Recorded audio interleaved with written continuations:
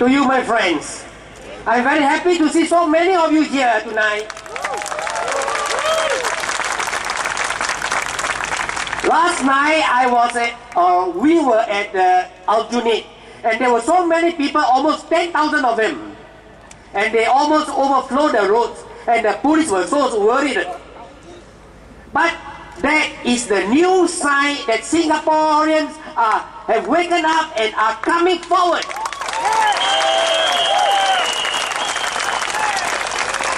And that is a good sign for Singapore because we are entering a new era.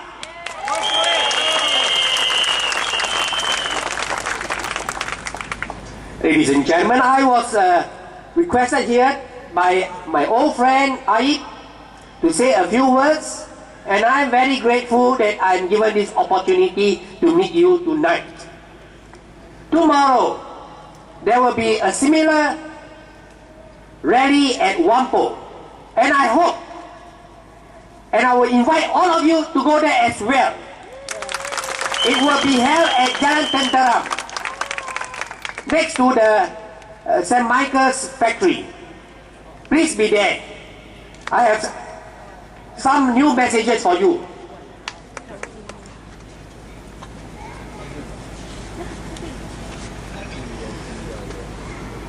Whampoa and Radin Mas have very much in common. Here in Radin Mas there are 31,000 voters. In Whampoa there are over 21,500 voters. Together, each one of us will have about 50,000 residents. Now, both our estates are pretty old, and as a result, many of the residents there are also quite elderly. Now we have to look into what facilities that the government has provided for these elderly citizens. I do not know much about Radin Mas, but from what I heard, the facilities provided for the senior citizens are inadequate. And also similarly in Whampoa, the government is entrusted with this responsibility to take care of the citizens, young and old. But I believe, and I can see for myself, that they have not done a good job where senior citizens are concerned. Because many senior citizens are left to fend for themselves. You can see them at the food center or along the road, sweeping the roadside, wiping the tables, picking up trash to sell them for a living. This is the kind of Singapore that we have. Is this how we should respect and treat our senior citizens? No. Now you and I will grow old one day. Do we foresee ourselves doing just that? Is this what we want in our lives? No! We have to create a better Singapore. Yes. So I would like to ask the PFP government, are you a fair government? No. Are you a considerate government? No. Do you have compassion? No. Now, over the past 1 month that I was doing my campaign in Whampoa, and I could feel that the people have shed their fear and they have come out openly to support you. Now this is something that we have never seen before. The people of Singapore has awakened.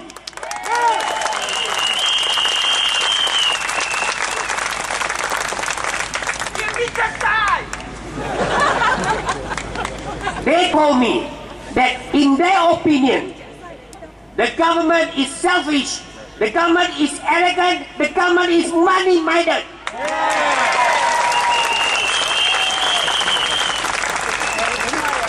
And they also say that the government is power crazy.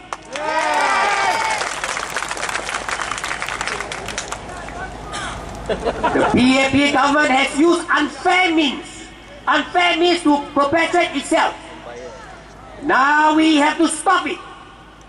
The power to stop it is in your hands.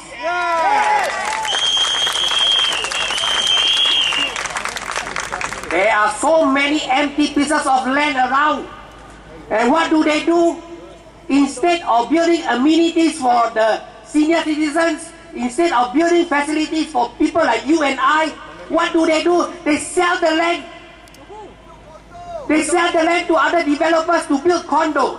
They are more money-minded than caring about you. They prefer to bring in foreigners to compete with you. Now, a responsible government would rather sustain the employability of their citizens rather than throwing it open to non-citizens. Now, why is it so? Let us examine it.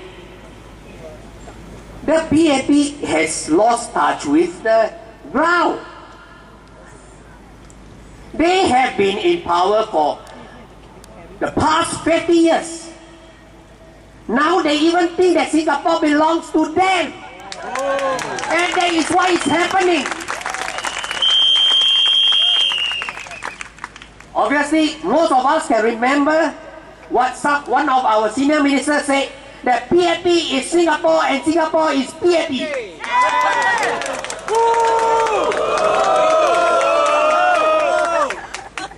That day my niece asked me, "Uncle, do you think the PAP will take over Singapore?" So I asked her, "Why did you ask such a question?" And she said, "Look, everywhere got PAP. NTUC lah, fair price lah, income they have taken over the kindergartens, even the undertaker they also want. So from birth to death, they will take care of you. But obviously they want to suck you rather than take care of you."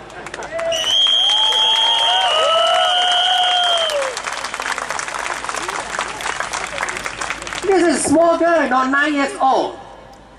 And I tell her, I say, "My dear girl, actually PAP has already taken over." What do you mean they will take over? They already taken over. Or rather, a Mozart. That is provided you and I can stop it in time.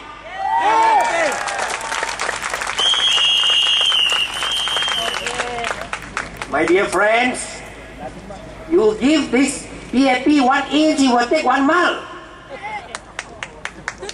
You cannot believe in a PAP. I remember in the 2001 general election, again they give you some money. Throw some money to you.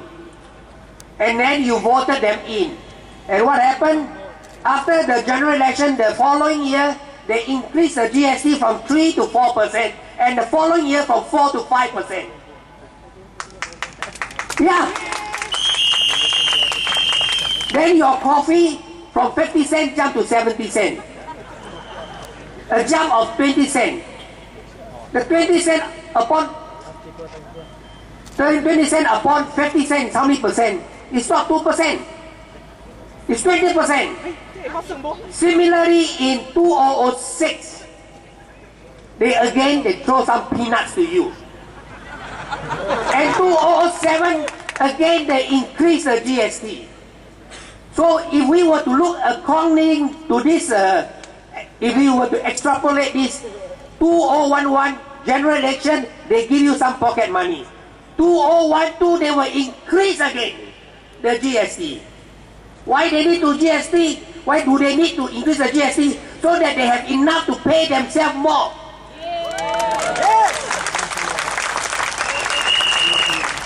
So I say, my dear friends, we got to be aware of the PAP ambition, power crazy ambition. They say that they are the best. But let me tell you something, my friend. When people tell you that they are best, they are usually not the best.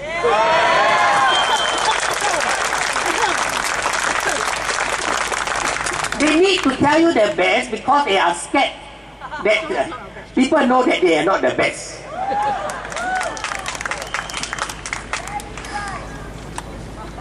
So my dear friends, I appeal to you, or we appeal to you, don't let them bluff you again. Awake from the hypnotism that has entrenched you.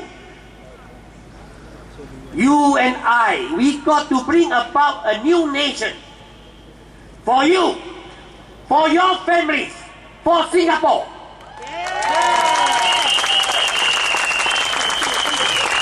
This is a new beginning. Together we can achieve. My friends, today, tomorrow, forever. Thank you very much.